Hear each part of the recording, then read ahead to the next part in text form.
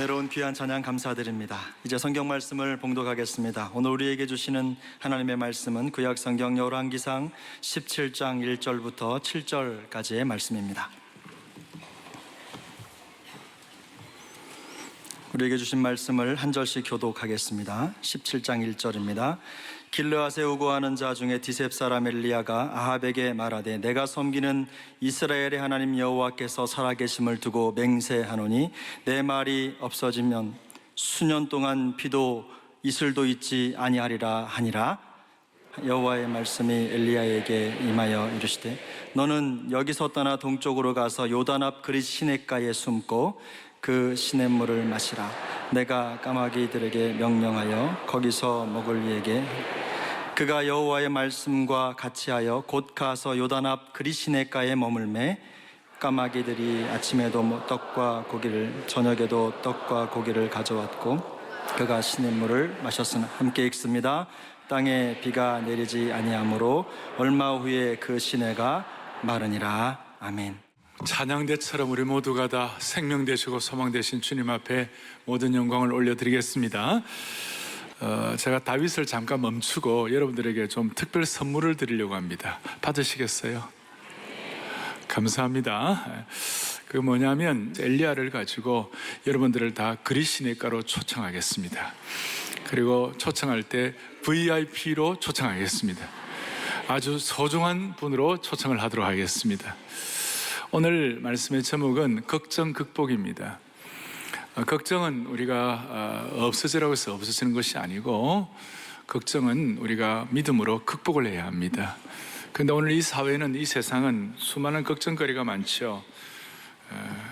제가 한번 이렇게 써보았습니다. 우리는 걱정거리가 산재한 우수 사례가 많은 이 광야 같은 세상에 살고 있습니다. 어떤 분은 걱정을 가리켜서 작은 두려움의 시냇물이다. 작은 두려움의 시냇물이다.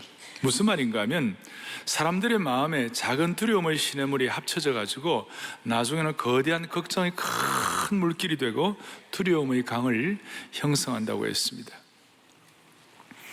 이 걱정에 대해서 존 라이스라는 설교가는 이런 얘기를 합니다. 걱정이란 하나님께서 마침표를 찍어 놓은 곳에 또다시 물음표를 찍는 것이다 그랬어요. 하나님께서 마침표를 찍어 놓은 곳에 또 다른 물음표를 찍는 것이다. 마태복음 6장 27절에 오면 너희 중에 누가 염려함으로 그 키를 한 자나 더 할 수 있겠느냐 그랬어요. 여하튼 오늘 인생의 물음표에다가 우리가 말씀을 통하여 믿음의 느낌표를 가지고 돌아가시길 바라요. 그런데 이제 제가 이런 말씀을 드리지만 목사님 그래도 걱정되는 걸 어떻게 합니까? 말씀 보면 그런 거 알지만 실제적으로 남들은 뭐 어려움 생기면 모든 것이 합력하여 선을 이룬다 이렇게 하면서 이렇게 덕담하고 격려하지만 실제로 내게 어려운 일이 생기고 감당 못할 문제가 생기고 가정에 참 아픔이 있고 우환이 있고 또 여러 가지 삶에 큰 짐들이 있을 때에 실제로 내 문제 해결 안 되는데 이거 어떻게 하면 좋습니까? 그런 질문을 충분히 할 수 있어요. 그래서 오늘 저희들은 엘리야를 통하여 여러분들이 하나님이 주시는 느낌표를 가지고 걱정 극복에 대한 열쇠를 가지고 걱정 극복에 대한 나침반을 가지고 돌아갈 수 있기를 바랍니다. 자, 먼저 오늘 본문에서 제가 큰 단어 3가지를 말씀을 드릴 수 있는데요. 엘리야가 어떤 사람인가? 엘리야는 갑자기 등장을 하는데 디셉 사람 엘리야다 이렇게 나옵니다. 17장 1절에 길르앗에 우거하는 자 중에 디셉 사람 엘리야가 이렇게 나왔어요. 그런데 이 디셉 사람 엘리야가 나라를 생각하니까 가슴이 터져서 살 수가 없어요. 아합이라는 왕이 있는데 이 왕은 너무 엉터리예요. 결혼을 하는데 아주 결혼을 잘못했어요. 시돈의 공주 이방 여인하고 결혼을 했는데 뭐 그것도 문제지만 그 여인이 여러분 이세벨이라는 여인 들어보셨습니까? 꿈에 나타나면 무서운 여인 이세벨.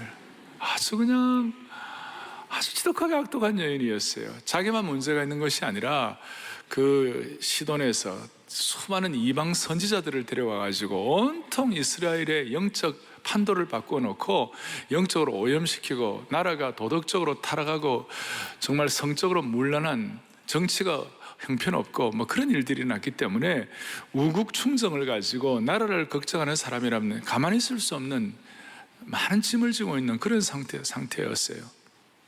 그걸 이제 견디다 못해서 이 디셉 사람 엘리야가 등장하는데, 하여튼 오늘 디셉 사람 엘리야가 하나님께서 주신 은혜를 받고 나중에는 디셉 사람이 아니라 17장 24절로 오면 하나님의 사람 엘리야다 그렇게 나와요.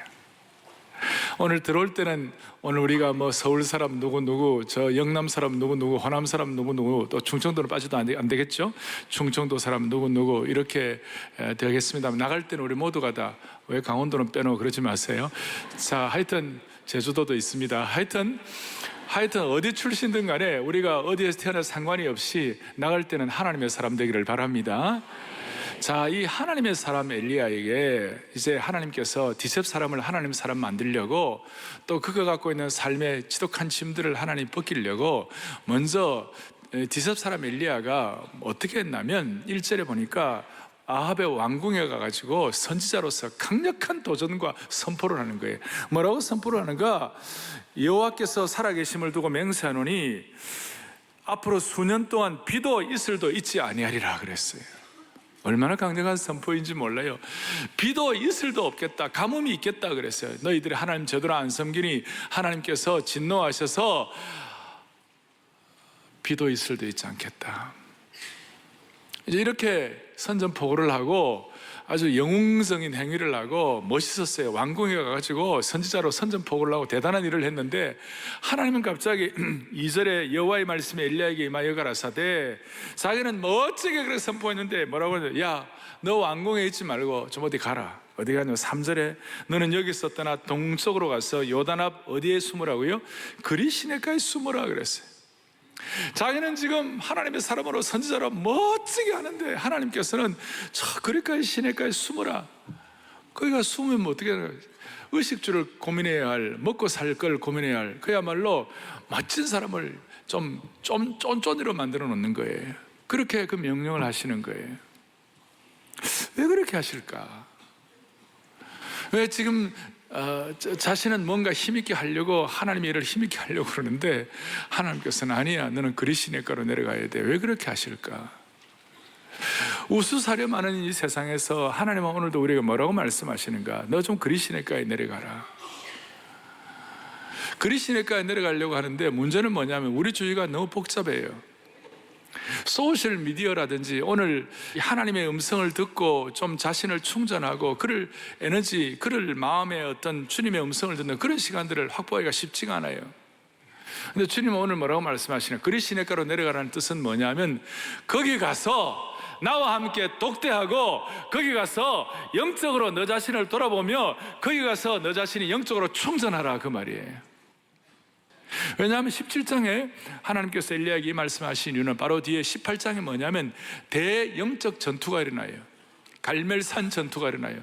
바알과 아세라 선지자들 말이죠. 이 사람들과 함께 850대 1의 대전투를 해야 되는 것이, 영적 전투를 위해서는 영적으로 충전해야 되는 것이, 이렇게 말할 수 있어요.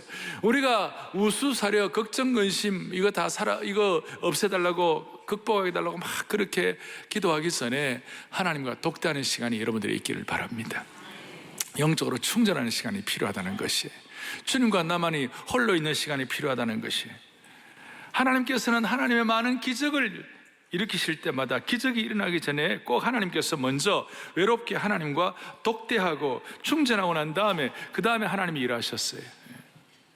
그런데 다시요, 오늘 이 시대는 우리 주위에 너무나 많은 세상의 소리들이 있어요. 소셜미디어, SNS 뭐 여러 가지들, 그냥 옛날에 비해서요 너무나 우리를 복잡하게 만들어요.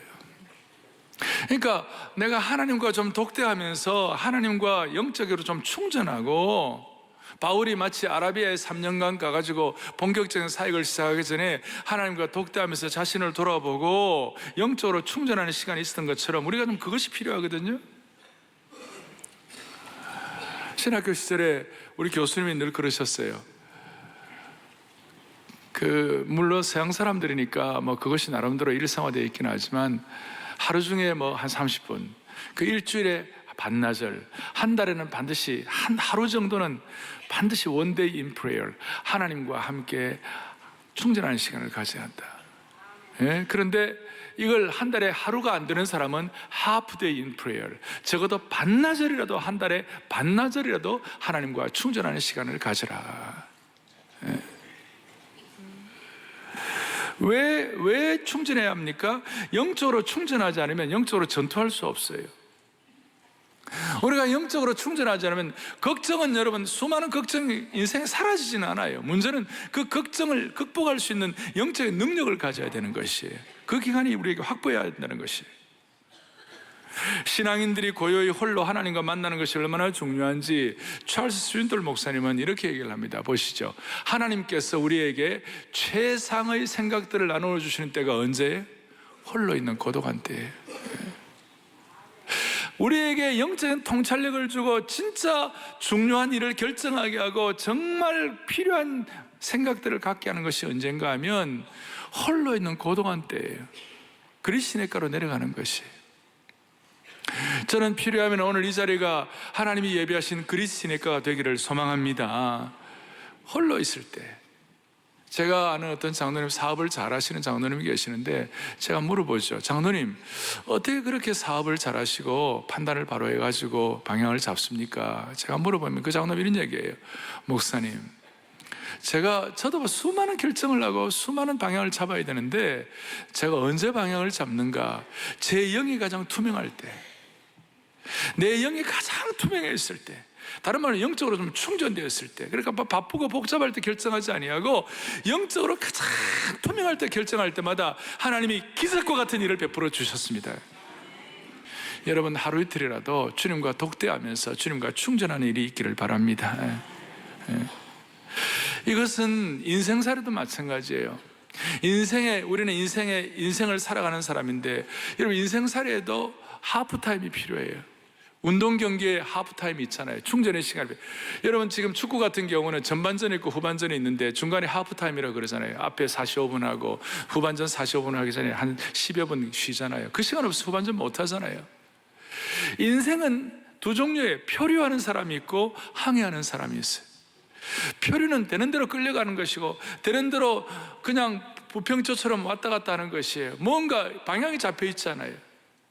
그러나 하나님의 사람들은 하나님이 분명히 우리에게 목표와 사명을 주신 줄로 믿습니다. 목표와 사명을 주신 그 인생을 항해하는 것이에요. 인생을 항해하려면, 표류가 아니라 항해를 하려면 반드시 하나님과 독대하는 시간이 필요해요. 그래서 이런 충전의 시간이 있으면 걱정을 극복할 수가 있습니다. 충전하면, 이게 하나님 명령이죠. 충전하면 걱정이 극복된다. 두 번째로는 하나님의 약속이 있어요. 뭐냐? 이렇게 말씀하시는 거예요. 너는 요단 앞 그리 시납가에 숨고, 그 다음에 4절에 그 시냇물을 마시라. 내가 까마귀들에게 명령하여 거기서 너를 먹이게 하리라 그랬어요. 그러니까 주님의 약속은 뭐냐면, 그리 시냇가로 내려가면 시냇물을 주겠다. 물을 마시도록 하겠다. 그리고 거기 있으면 까마귀를 보내가지고 떡을 제공하겠다. 참 놀라운 말씀이에요. 인생이 아무리 어려워도 두 가지만 있으면 살아요. 하나는 물이고 하나는 떡이에요. 최소한의 서바이벌 킷이죠. 구명장비라고 말할 수 있어요. 근데 하나님께서 이렇게 약속을 하시는데, 시냇물을 먹는 것은, 그릭 시냇가 시냇물 먹는 것은 자연스러워요. 누구나 다 먹을 수 있어요. 그런데 이제 요지는 뭐냐면 까마귀가 떡을 갖다 준다. 여러분, 이것은 참 놀라운 일이에요. 여러분, 까마귀가 은혜롭게 생겼습니까? 여러분, 까마귀를 좋아하세요? 까마귀는 좀 보기가 좀 그렇잖아요. 한국 까마귀는 그래도 좀 이렇게 좀 적은데, 미국 같은 데 가면 까마귀가 엄청 커요. 그리고 되게 똑똑해요. 이 까마귀가 어느 정도 똑똑하면 맛없는 음식은 안 먹고 맛있는 것만 빼가요. 대 가면요. 그리고 돈도요, 100불짜리하고 1불짜리, 미국은 크기가 똑같은데 100불짜리를 꼽아가요. 이렇게. 얼마나 똑똑한지 몰라요. 무슨 말이냐면 까마귀는 욕심의 대명사예요. 욕심의 대명사인 그 까마귀가 지가 먹지 아니하고 먹을 걸 가지고 어때요? 엘리야에게 갖다 준다. 이거 기적이에요. 이거 기적이에요, 여러분. 그러니까 하나님께서는 하나님의 사람들에게 걱정, 근심을 정리해 주시기 위하여, 극복하기 위하여 하나님은 자연스러운 방향도 허락해 주시고 자연스러운 방법으로도 공급해 주시고 특별히 초자연적인 방법을 통하여 일하신다는 것이, 초자연적인 방법. 여러분, 우리는 어떨 때 하나님의 초자연적인 방법을 믿지 않으면 우리가 감당이 안 될 때가 있어요. 여러분, 갑자기 자녀들 가운데 아니면 가족들 가운데 갑자기 어떤 어려움이 생기고 또 가족들과 병이 있고 이럴 때 여러분 어떻게 해결할 거예요? 필요하면 하나님 여기에 초자연 방법도 허락하여 주십시오. 우리 교회 어떤 집사님은 암 가운데 최근에도 암이 하나님의 초자연 방법으로 나았다는 제가 간증을 듣고 얼마나 고마웠는지 몰라요. 하나님은 하나님의 방법으로, 다는 아니지만 그러나 그의 믿음과 그의 집중력을 주님 앞에, 인생을 표류하지 아니하고 내가 영적인 투명함을 가지고 주님 앞에 집중하겠다 그랬을 때 하나님은 필요하면 초자연 방법도 허락해 주시는 것이에요. 내추럴 로우도 있지만 슈퍼 내추럴 로우가 있는 거예요. 그런데 저와 여러분이 하나님의 초자연 방법을 믿는 것이 뭐에 근거한 거예요? 그냥 믿어지는 거예요? 그건 아니죠. 저는 하나님의 초자연적인 방법을 믿을 때마다 제 마음속에 다시 한번 이렇게 되뇌는 것이 있어요. 리마인드하는 것이 있어요. 그것이 뭐냐면, 저는 이 땅에 있어서 가장 초자연적인 하나님의 기적 중에 하나가 예수님의 성육신이라고 저는 믿습니다. 예수님이 이 땅에 하늘의 황태자, 창조주 하나님의 지위를 버리시고 이 땅에 인간의 몸을 입고 오셨다, 어린아이 몸을 입고 오셨다. 이거 기적 중의 기적입니다. 저는 그거 믿습니다. 또 하나는 초자연적인 역사 중에 하나가 뭐냐, 십자가에 달려 돌아가신 예수 그리스도께서 부활하신 거 저는 믿습니다. 그러니까 저와 여러분의 마음속에 십자가와 부활이 믿어지고 그 다음에 예수님의 성육신이 믿어지면 하나님은 우리에게 필요할 때 우리 힘으로 해결 안 되는 거, 정말 해결 안 되는 거, 그것도 하나님이 필요하면 까마귀에게 떡과 고기를 보내서 주신 것처럼 하나님께서 우리에게 그런 공급을 해 주실 것이다. 순수하게 이걸 믿는 것이에요. 그래서 여러분, 초자연적인 법칙이, 초자연적인 것이 은혜가 있을 때 우리는 뭐 큰 걱정이 있어도 하나님 극복할 수 있도록 도와주실 것이다, 그렇게 말할 수 있는 것이에요. 하나님의 약속을 통해 주신 초자연적인 신적 개입을 경험하면 걱정이 극복된다. 할렐루야. 자, 첫째, 명령을 통하여 충전하고 약속을 통하여 초자연적인 능력에 눈이 열리는 것입니다. 세 번째는 뭐냐면 7절에 보세요. 7절 이제 5절 6절 그가 여호와의 말씀과 같이 하여 곧 가서 요단 앞 그리 시냇가에 머물매 6절에 까마귀들이 아침에도 떡과 고기, 저녁에도 떡과 고기, 아침에도 떡과 고기를 택배로 보내고 저녁에도 떡과 고기를 택배로 보내고 또 아침에도 고기는 아침에도 스테이크 먹고 저녁에도 스테이크 먹고 그리고 시냇물을 마셨는데 이제 문제는 7절이에요. 땅에 비가 내리지 아니하므로 얼마 후에 그 시내가 마르니라. 이거 참 희한한 거죠. 순종하고 나아갔는데 하나님의 응답이 뭐냐면, 하나님의 명령과 하나님의 약속 다음에 하나님의 응답이 뭐냐면 그리 시냇가가 말랐다, 그거예요. 앞으로 어떻게 살아요? 명령을 따르고 그 다음에 하나님 약속의 말씀을 믿고 오는데도 불구하고 무슨 일이 벌어지는가? 그리 시냇가가 마르는 것이에요. 예를 들어 이런 것이에요. 다윗이 하나님의 명령을 듣고 왕으로서 하나님이 그의 기름 부음을 받고 그대로 따르려고 그러는데 뭐가 날라왔어요? 사울 왕의 죽음의 창날이 날아오는 거예요. 다윗을 죽으려 하는 그 광기 어린 창날이 날아오는 것이, 그것이 다윗의 입장에서는 그리 시냇가가 마르는 것이에요. 아브라함이 하나님의 말씀을 듣고 순종하여 본토 진석 아베 집을 떠나 하나님이 지시할 땅으로 가나안으로 갔는데 거기에 뭐가 기다리고 있는가? 기근이 기다리고 있는 거예요. 아브라함도 사람이니까 기근인데 어떻게 살겠어요? 그래서 살 수 없이 그냥 애굽으로 내려가 버렸어요. 거기서 고생 많이 하는데 어떻게 보면 가나안 땅의 그 기근은 아브라함 입장에서는 그리 시냇가에 물이 마르는 것이에요. 예수님께서 마가복음 4장에 보면 얘들아 저편으로 우리 가자. 그리고 예수님 말씀 듣고 제자들이 그냥 그 말씀 순종해가지고 저쪽으로 이제 배를 타고 가는데, 세상에 배를 타고 가는데 바다에 놀이 일고 풍랑이 일어나고 폭풍이 일어나고 그냥 죽을 것 같은 상황이 되는 거예요. 그것이 사실 제자들의 입장에서는 말라가는, 물이 마르는 그리시네가라고 말할 수 있어요.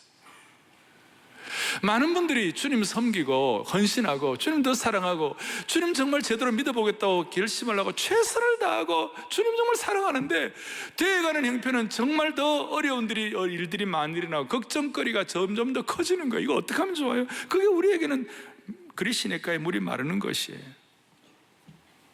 이럴 때 어떻게 해야 돼요?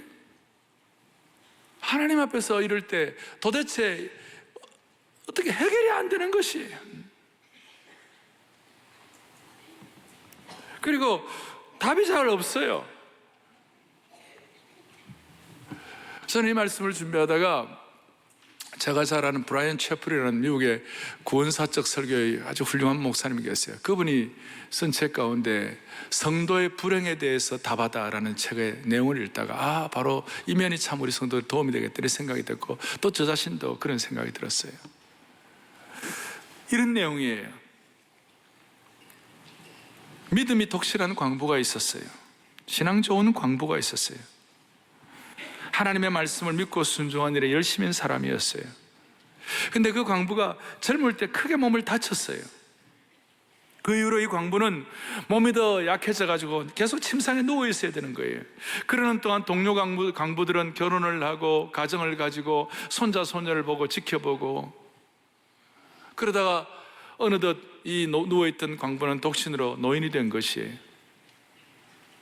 하루는 한 젊은이가 와가지고 그를 찾아와서 이렇게 물었어요. 이거 어떻게 보면 이게 불행이고 누워있는 것이고 아픈데 이거 어떻게 그 가운데서도 하나님의 사랑을 믿을 수가 있느냐고, 충분히 할 수 있는 질문이죠. 그래서 이 노인 광부가 잠시 주저하다가 이렇게 얘기를 한 거예요. 물론 그렇다. 나도 침상에 누워가지고 힘들 때 하나님의 사랑을 의심할 때도 있었다. 그러나 그리고 또 때로는 사탄이 또 나를 유혹하고 나를 괴롭힐 때가 있었다. 예를 들어 어느 날 창문을 바라보는데 나는 지금 침상에 누워있는데 나와 함께 일하던 그 광부 저쪽 집은 너무나 안온한 집, 가정이 잘 일구어져 가지고 따뜻하고 화목한 가정, 자녀들과 함께 저녁 식탁을 놓는 걸 보면 참 나도 이거 쉽지는 않다. 그때 사탄이 따와가지고 너는 이런데 너 저 앞에 있는 친구는 저렇게 잘 사는데 너 이럴 때도 예수님이 너를 사랑한다고 말할 수 있니? 그런 질문을 한다는 거예요. 이럴 때도 예수님이 과연 너를 사랑하는가? 너가 이렇게 고통스럽고 어려운데 저쪽 다른 사람들은 저렇게 다 잘 나가는데 어떻게 보면 마음에 좀 눈물도 나고 그럴 때에 사탄이 속삭인다는 거예요. 예수님이 정말 너를 사랑하는가? 여러분 지금 예수님을 잘 믿고 섬기는데도 불구하고 내가 생각하는 방향으로 흘러가지 않고 힘들 때 어떻게 할 거예요? 사탄이 와서 여러분 와가지고 예수님이 너를 사랑하는가 물을 때 나 정말 예수님 사랑한다 말할 수 있겠어요? 그래서 이 광부는 그런 시험이 들 때마다 어떻게 하느냐면 그 사탄의 옷자락을 붙잡고, 이제 설명이죠. 옷자락을 붙잡고 어떻게 하느냐, 예수님께서 피 흘려주신 갈보리로 데리고 간다는 것이에요. 거기에서 손에 못 박히고 머리에 가시관 면류관 쓰시고 창으로 옆구리를 찔리신 그 모습을 보여주면서 사탄에게 질문한다는 거예요. 보라! 예수님께서 나를 얼마나 사랑하시는가. 제가 이 영어식 표현으로 돼가지고 표현이 좀 어떨지 모르겠습니다만은, 사랑하는 여러분, 다른 길이 없어요. 주님 잘 섬기는다 한데도 불구하고 내 삶의 그리시네가가 메마를 때 다른 길이 없어요. 우리는 그야말로 순수하게 갈보리로 나가야만 하는 것입니다. 저는 앞으로 사랑의 교회를 섬기면서 또 여러분을 섬기면서 저는 한 번씩 질문을 할 거예요. 사랑하는 교우들이요, 왜 갈보리로 나아가지 않습니까? 사랑하는 교우들이요, 갈보리로 나아가십시다. 사랑하는 우리 교회 중직자들이요, 순장님들이요, 힘들 때마다 갈보리로 나아가십시다. 어떤 경우에도 우리 온 교우들은 갈보리로 향해 나아가기를 바라는 것이에요. 왜 갈보리로 나아가지 않는가? 사랑의 그 대학부 청년부 젊은이 여러분, 왜 갈보리로 나아가지 않는가? 젊은이 여러분, 시험 들 때마다 왜 갈보리로 나아가지 않는가? 예수님의 갈보리 십자가는 믿는 자에게 일어나는 모든 안타까운 고통과 불행의 궁극적인 위로가 될 줄로 믿는 것이에요. 그래서 우리 찬송하면서 슬픔 걱정 가득 차고 내 맘 괴로워도 갈보리 십자가 위에서 죄 짐이 풀렸네. 너의 근심 모든 염려 주께 맡기어라. 갈보리 십자가 위에서 걱정이 풀렸네. 할렐루야. 어떤 경우에도 여러분 갈보리로 나아가면, 갈보리로 나가는 그 길을 우리가 같이 그 반열에 동참을 하면 하나님은 우수사려 많은 이 세상 가운데 걱정을 극복하게 해 주시는 것입니다. 걱정은 없어지는 것이 아니라 갈보리로 나아가서 극복하는 것입니다. 주님 순종하는데도 왜 내게는 이런 어려운 일이 생깁니까? 요셉처럼 순종하는데도 감옥에 내려갈 수 있고, 순종하는데도 더 아플 수 있고, 순종하는데도 걱정이 더 커질 수 있을 때에, 내 삶의 그리 시냇가가 메마를 때에, 나중에 엘리야가 그렇게 깨달았을 거예요. 아이고야, 이 시내가 메마른 것이 내가 하나님을 향한 기도의 응답이구나. 내가 하나님을 향하여 선포한 응답이구나. 그래서 여러분, 야고보서 5장 17절 잘 보세요. 야고보서 5장 17절 같이 보죠. 엘리야는 우리와 그가 비가 오지 않기를 간절히 기도한즉 3년.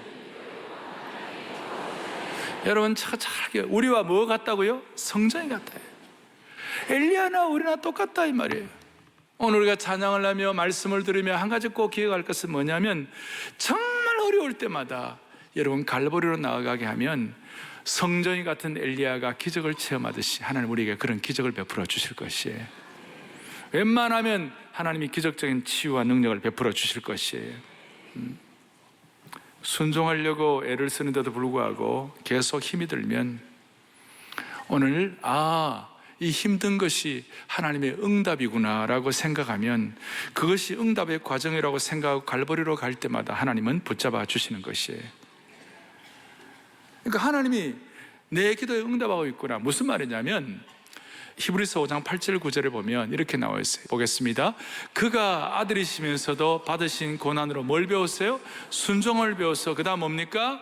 온전하게 되셨은즉 자기에게 순종하는 모든 자에게 영원한 구원의 근원이 되셨다 그랬어요. 뭘 말씀하시는가 하면, 내 인생의 그리 시냇가가 메마를 때마다 그 순간을 통하여 우리는 온전하게 성숙하게 나가는 과정이라고 믿으셔야 되는 것이에요. 아이고야, 이거 힘들어도 그야말로 이 과정을 통하여 주님의 온전함을 배워가는 과정이구나. 주님을 더 닮아가는 성숙한 과정에 주님이 나를 불러주시는 것이구나. 그래서 우리의 삶의 모든 걱정, 근심, 우수, 사려 모든 것들이 주님의 온전함을 배우기 위하여 갈보리로 나아가시는 과정이구나. 이렇게 생각할 때마다 하나님은 우리의 걱정을 해결해 주시는 것이에요. 그래서 이 순종의 클라이맥스는 갈보리라고 말할 수가 있는 것이에요. 모두가 다 이 주님의 온전케 되는 성숙 커리큘럼을 잘 이해해서 순종을 통하여 온전케 되는 과정을 가지고 주님의 응답을 깨달음으로 우리의 영적 눈이 열려 우리의 모든 걱정들이 해결되기를 원합니다.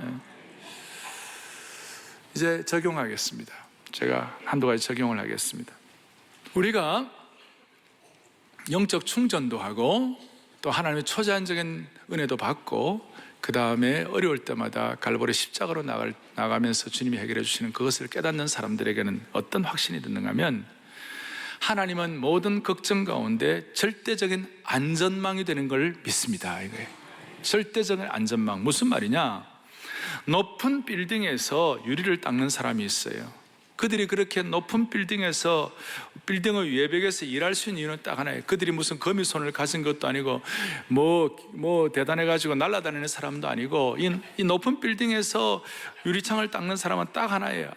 자기를 지탱해주는 그 줄이 안전하다고 믿기 때문에 하늘 할 수 있는 것이. 그리고 일반 사람들보다도 훨씬 더 놀라운 기교를 발휘하는 서커스 하는 사람들, 그 서커스의 그 위험한 그런 고개를 하는 사람들도 그 고개를 할 수 있는 중요한 이유가 뭐냐면 떨어져도 밑에서 안전 그물이 있다고 믿기 때문에 그걸 할 수 있는 것이에요. 맞습니까? 오늘 우리가 이 세상을 살아가며 걱정, 근심이 있을 수 있지만 하나님은 나의 절대 안전망이 되신다 믿는 것이에요. 절대 안전망이 되신다. 그래서 다윗이 시편 4편 8절에 이런 고백을 하는 것이에요. 같이 우리 보겠습니다. 내가 평안히 눕고 자기도 하리니 나를 안전히 설게 하시는 오직 누구이시라고요? 자, 철저하게 오늘 이 귀한 주일 우리의 마음속에 다짐합니다. 하나님은 내 삶의 절대 안전망이다, 이걸 믿으세요. 내가 잘하건 못하건 뭐 그거는 하나님 앞에 내가 어떻게 연단받고 이런 거 있지만 궁극적으로는 하나님은 내 삶의 절대 안전망이시다. 그 다음 두 번째로는 걱정 극복을 통하여 제가 말씀드린 엘리야의 이런 약속과 명령과 이런 순종 또 응답 이런 걸 깨닫게 되면요, 믿음의 담력이 생기는 것이, 믿음의 배포가 생기는 것이, 믿음의 담력이 생기는 거예요. 좀 생소한 말씀 같지만 믿음의 담력이 생겨요. 마르틴 루터가 종교개혁을 하면서 천주교의 면죄부를 비판하고 오직 의인은 믿음으로 살리라는 종교개혁을 시작한 이후로 너무나 많은 공격에 시달렸어요. 인간적으로는 하루하루 사는 것이 고통이었어요. 하루하루가 너무 길었어요. 그리고 그가 있던 숙소의 지붕에 기와장 한 장 한 장이 다 마귀처럼 보였다는 거예요. 마귀 아시죠? 사마귀, 사탄, 마귀, 귀신. 그래가지고 그 기와장 한 장 한 장이 다 사마귀처럼 보였다는 것이. 그러니까 얼마나 고통스러웠겠어요? 그런데 결정적으로 이 내주는 강한 성이요 그러면서 그의 걱정과 염려와 근심을 하나님께 맡기면서 이 마르틴 루터가 한 유명한 얘기가 있어요. 그것이 뭐냐면 밤이 될 때마다 루터는 이렇게 기도한다는 거예요. 하나님, 난 너무 하루하루가 너무 길고 너무 어렵고 힘듭니다. 그런데 하나님 한번 저하고 얘기 좀 해보십시다. 하나님, 기도하면서 이런 얘기를 해요. 하나님, 이게 내 세상입니까? 하나님 세상입니까? 네? 이게 내 집입니까? 하나님 집입니까? 이게 내 교회입니까? 하나님 교회입니까? 이게 내 일입니까? 하나님 일입니까? 하나님, 이건 내 세상이 아니고 하나님의 세상이고, 하나님, 이것은 내 교회가 아니고 하나님 교회니까 이제 어떻게 할 수 없어요. 하나님, 제 목숨도 제 사정도 하나님 다 아시니까 하나님 다 하나님의 교회라면, 하나님의 일이라면 하나님 다 책임져 주세요. 그리고 저는 너무 피곤해서 자야 되겠습니다. 저는 피곤해 자겠습니다. 하나님, 내일 아침에 뵙겠습니다. See you tomorrow morning. 그러고 잤다는 거예요. 매일매일 그렇게 살았다는 거예요. 내일은 난 몰라요. 하루하루 살이가 쉽지가 않은 거예요. 여러분, 왜 걱정합니까? 아내 때문에 왜 걱정합니까? 남편 때문에 왜 걱정합니까? 자식 때문에 왜 걱정합니까? 하나님께, 하나님, 이 아내가 제 아내입니까? 하나님 딸입니까? 하나님, 이 골치 아픈 남편이 제 남편입니까? 하나님 아들입니까? 이 머릿속에는 속썩이는 자식이 제 자식입니까? 하나님 자식입니까? 하나님 자식입니다. 하나님 자녀입니다. 하나님 아들입니다. 하나님 딸입니다. 주님, 오늘 저는 편히 자겠습니다. 내일 아침에 뵙겠습니다. 아멘. 자, 오늘 밤에 편히 자겠습니다. 주여, 내일 아침에 뵙겠습니다. 내일은 난 몰라요. 나는 하루하루 살아요. 그래서 주무실 때마다 얼굴의 표에 얼굴 상이 완전히 걱정상이 아니라 주여, 주님의 자녀입니다. 주님의 교회입니다. 그 다음에 주님의 딸입니다. 주님의 아들입니다. 주여, 주님께 맡기겠습니다. 저는 오늘 편히 자겠습니다. 그리고 탁 하면서 하면 그 얼굴이 걱정상에서 은혜상으로 바뀔 줄로 믿습니다. 그래서 이상하게 얼굴이 밝아지고 이렇게 할 때 자기도 모르게 그 걱정이 날아가는 것이, 할렐루야. 자, 첫 번째는 주님은 어떻게 하든지 주님은 우리의 삶의 안전망이 되신다. 어떤 경우에도 주님은 우리의 안전 그물이 되신다. 두 번째는 믿음의 담대함을 가지고 주님, 오늘 편히 자겠습니다. 걱정 주님께 맡깁니다. 내일 아침에 뵙겠습니다.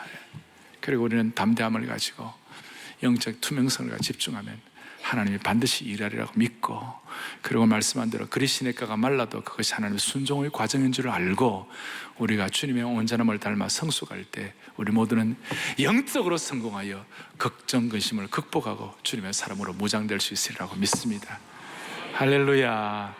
가슴에 손을 얹겠습니다. 오늘 중요한 날인데 가슴에 손을 얹고 기도하겠습니다. 살아계신 하나님 아버지, 오늘 이 말씀을 통하여 우리의 모든 걱정을 주님께 의탁하게 하시니 감사합니다. 이제 걱정 극복하고 은혜 시작되게 하여 주시옵소서. 앞으로 자연적인 시냇물과 초자연적인 까마귀를 통하여 그의 귀한 공급자이신 초자연적인 하나님의 능력을 체험하게 하여 주시옵시고, 또 이번 한 주간 또 삶의 자리가 영적인 재충전의 자리가 되게 하여 주시옵소서. 주님, 특히 인생의 시냇물이 마를 때 좌절하지 말게 하여 주시옵시고 우리의 중심이 하나님을 더 신뢰할 수 있도록 은혜 주시기를 소원합니다.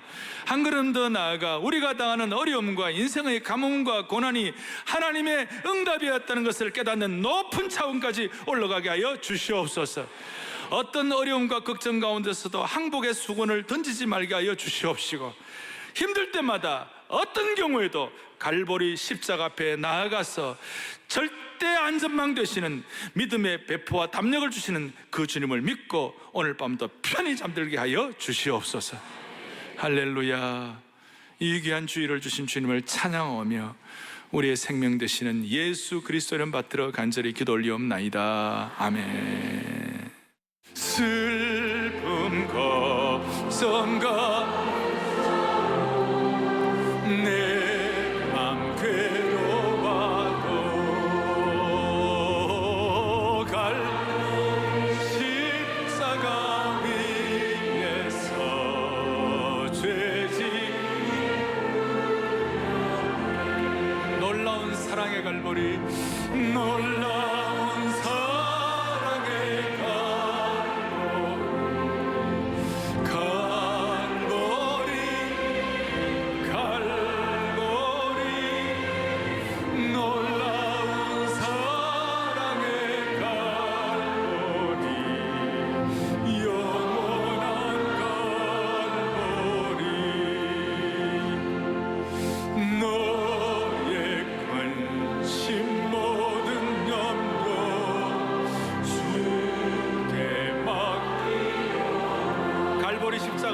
걱정이 풀렸네.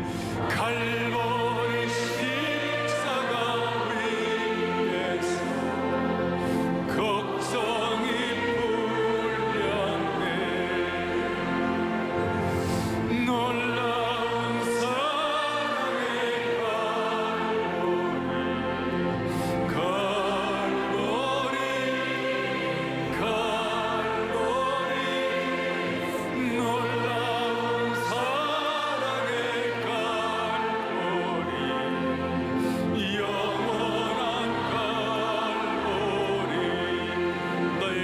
상한 심령, 너의 눈물 상한 심령 주가 돌보신다.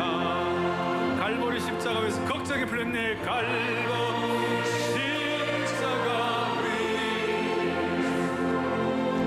걱정이, 다시 한번 갈보리 십자가 위에서 걱정이 풀렸네.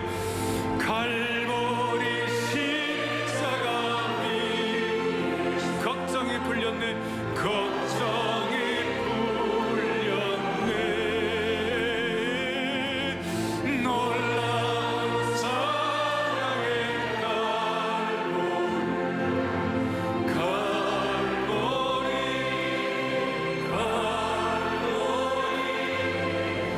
놀라운 사랑의 갈보리,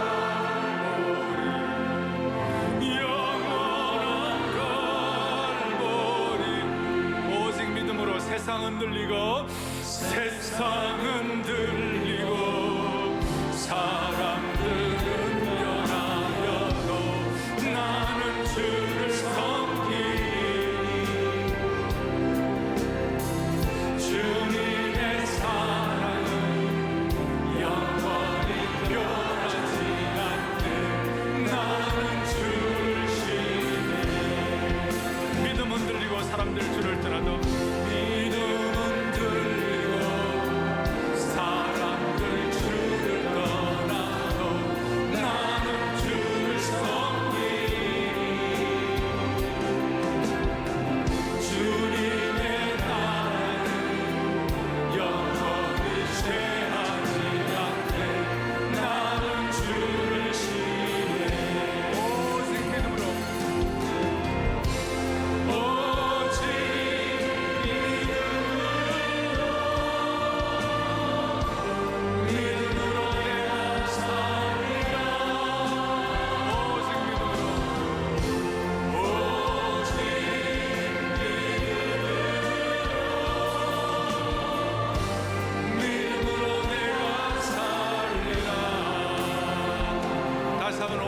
믿음으로 할 때에 여러분 엘리야는 우리와 뭐가 같다고 그랬어요? 성정이 같아요.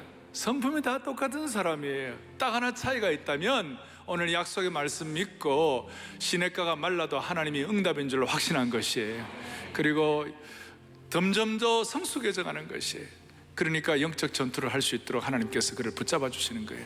괜찮으셔서 손을 이렇게 다 펼치시고요. 오직 믿음으로 주님을 찬양. 한 번 더 오직 믿음으로. 오직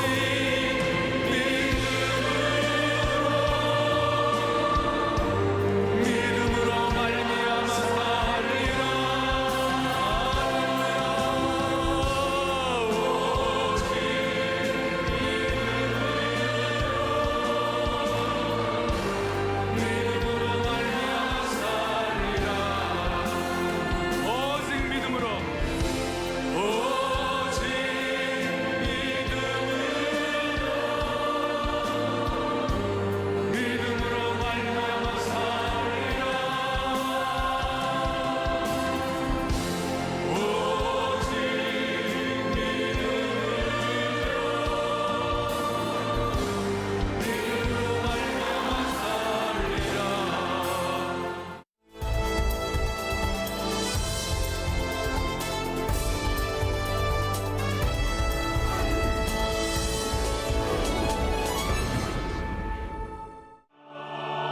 지난달 30일부터 나흘 동안 2018 획기적 합창 세미나가 사랑의 교회에서 진행됐습니다. 찬양대에 주의 음성을 내가 들으니라는 찬양으로 개강 예배를 시작해 창신교회 하재송 목사가 말씀을 전했습니다. 이어서 임창은 사무국장이 오리엔테이션을 진행했고 이기선 이사장이 인사 말씀을 전했습니다. 총 25개 팀 1000여 명이 참여하는 합창 마라톤이 7시간 동안 이어졌습니다.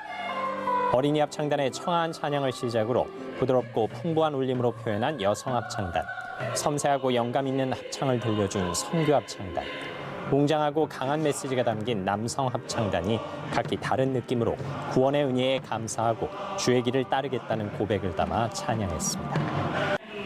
획기적 합창 세미나의 가장 특별한 시간, 지휘 분반 실습이 초중 고급 총 9개 반으로 나누어 진행됐습니다. 백정진 교수는 찬송가에 있는 다양한 박자와 템포, 지휘의 기본 원리에 관해, 김혜옥 교수는 지휘자의 역할, 곡 해석 등을 주제로 강의했고, 김종현 교수는 지휘자의 자세, 표현 방법, 지휘 제스처에 관해 강의했습니다. 임창은 교수는 지휘의 원리와 기본 동작, 음악 만들기에 관한 지휘 실습을 지도했습니다. 참가자 전원이 함께 듣는 특강도 진행됐습니다. 이원준 목사는 모든 예배자들이 성결의 능력으로 무장된 찬양 사역을 위해 알아야 할 핵심 신학에 관한 말씀을 전했고, 이기선 교수는 바로크 연주 기법에 의한 메시아 해설이라는 주제로 바로크 음악의 시대적 배경부터 자세한 연주 기법에 관해 강의했습니다. 세미나 셋째 날 저녁에는 참석자들과 6개 교회 찬양대 그리고 성도들이 함께한 가운데 수요 찬양 축제가 열렸습니다. 남영교회 할렐루야 찬양대는 이병직 지휘로 할렐루야 그의 성소에서 주님 안에 있으니 두 곡을 찬양했고, 세문안교회 예본 찬양대는 박동희 지휘로 목마른 자들아 임하소서 성령이여, 자양교회 연합 찬양대는 윤학원 지휘로 예수님은 누구신가 주의 군사를 찬양했습니다. 아울러 여의도 순복음교회 베들레헴 찬양대는 윤희중 지휘로 참 아름다워라 기뻐하며 경배하라 주께, 사랑의 교회 할렐루야 찬양대는 빈들의 마른 풀같이 내주는 구원의 주로 은혜를 나눴습니다.